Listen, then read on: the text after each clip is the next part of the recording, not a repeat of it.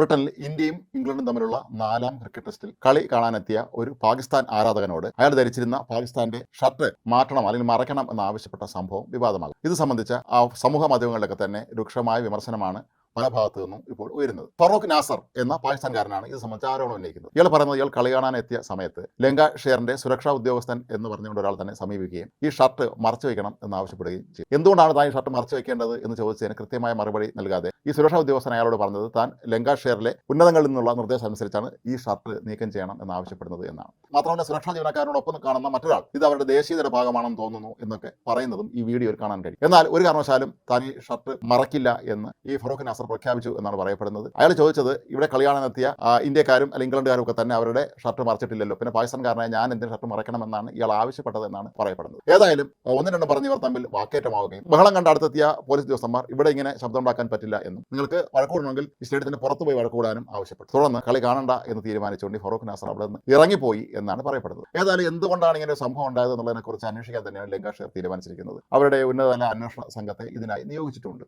സാധാരണഗതിയിൽ ഇംഗ്ലണ്ടിൽ ഇത്തരം സംഭവങ്ങളൊന്നും തന്നെ ഉണ്ടാകുന്നതല്ല. ഏത് കളിക്കാർ അവിടെ എത്തിയാലും സാധാരണഗതിയിൽ അവരുടെ ആരാധകർ അവരുടെ ദേശീയ വേഷമൊക്കെ ധരിച്ച് ക്രിക്കറ്റ് സ്റ്റേഡിയത്തിലെത്തി സ്വന്തം നാട്ടുകാരെ പ്രോത്സാഹിപ്പിക്കുന്ന കാഴ്ച നമ്മൾ കാണാറുള്ളതുമാണ്. ഇന്ത്യയും പാകിസ്ഥാനും തമ്മിലുള്ള ഈ ഏറ്റുമുട്ടൽ ഇപ്പോൾ കഴിഞ്ഞതിന് തൊട്ട് പിന്നാലെ അതിന്റെ പ്രതിഫലനം ഇപ്പോൾ ക്രിക്കറ്റ് മത്സരങ്ങളിലും കാണാൻ കഴിയും എന്നാണ് പറയപ്പെടുന്നത്.